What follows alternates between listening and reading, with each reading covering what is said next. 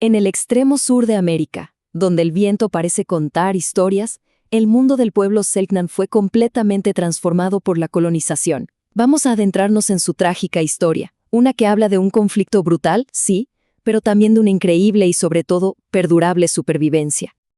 Para entenderlo todo, quizá lo mejor sea empezar con esta frase.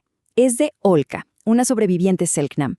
Ella enmarca todo el conflicto en una sola imagen. La llegada de un animal, la oveja, a la que ellos llamaron el guanaco blanco. Y es que fue justo eso lo que desató la catástrofe y el derrumbe de su mundo. Bueno, para entender la raíz de este conflicto, primero tenemos que analizar el choque de dos mundos, de dos formas de ver la vida. Todo, absolutamente todo, comenzó con la introducción de las ovejas. Animales que para los Selknam no eran propiedad privada, sino simplemente guanacos blancos, una nueva fuente de alimento en su territorio.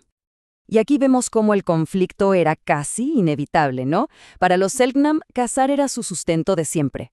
Cuando los colonos llegaron e instalaron esos enormes cercos, desplazaron al guanaco, su alimento tradicional. Y de repente, había ovejas.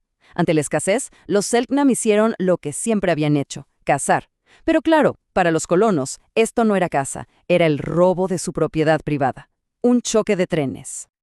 Ahora, este choque de mundos no fue un accidente. Para nada.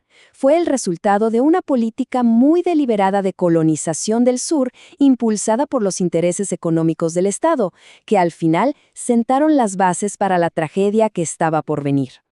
La escalada fue rapidísima. Empezó con unos primeros asentamientos por allá en la década de 1840, después se aceleró con la fiebre del oro de 1880 y llegó a un punto de no retorno en 1881.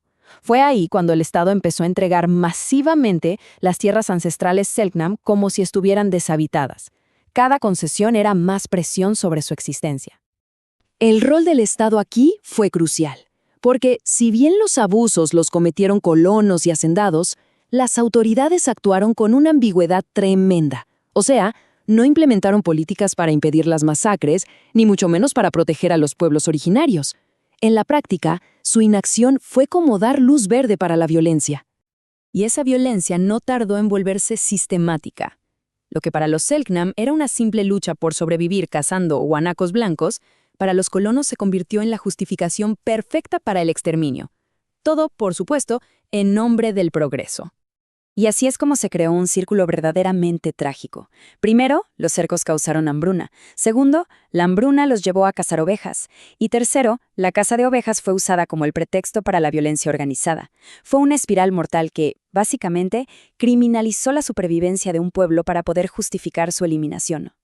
La voz de Olka lo resume de una forma devastadora. No solo les quitaron su tierra, sino que los masacraron bajo la etiqueta de ladrones. Esta justificación fue clave, para que los perpetradores sintieran que lo que hacían era legítimo. Y la lingüista Lorena López nos da el marco ideológico detrás de todo esto. Existía la creencia de que los indígenas eran una maleza humana, que había que limpiar para darle paso al progreso y a la explotación económica. Esta deshumanización fue lo que permitió que las masacres no se vieran como un crimen, sino como una consecuencia necesaria. Y por eso es importante ser precisos con el lenguaje. La palabra correcta para describir lo que pasó es exterminio, que significa una matanza sistemática. Ojo, no fueron encuentros casuales, fue una campaña deliberada para eliminar a un pueblo. Pero el exterminio físico no fue la única arma utilizada. Para los que lograron sobrevivir empezó otra lucha, la de la asimilación forzada. Un método diseñado para borrar hasta el último rastro de su cultura. Pensemos en las cifras que son muy frías, pero muy claras.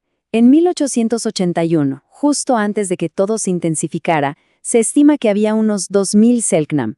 Este es nuestro punto de partida.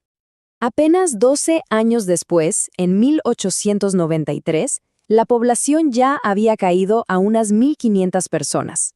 O sea, una cuarta parte menos. Por las matanzas y también por enfermedades como la tuberculosis y el sarampión que trajeron los colonos. Para 1910, el colapso es catastrófico. La población se redujo a solo un centenar de personas. Los números no mienten. revelan la brutal eficacia de un genocidio. Y para los poquísimos que sobrevivieron a la violencia directa, el siguiente paso fue la asimilación. Las misiones, como la de los salesianos en la isla Dawson, buscaron civilizarlos. ¿Qué significaba esto en la práctica? Pues obligarlos a abandonar su idioma, su religión, su identidad. Sobrevivir muchas veces significaba dejar de ser Selknam a los ojos de ese nuevo mundo. Esto, la asimilación, es la integración forzada a un grupo dominante. Fue la herramienta para completar el trabajo del exterminio, pero esta vez borrando una cultura en lugar de cuerpos.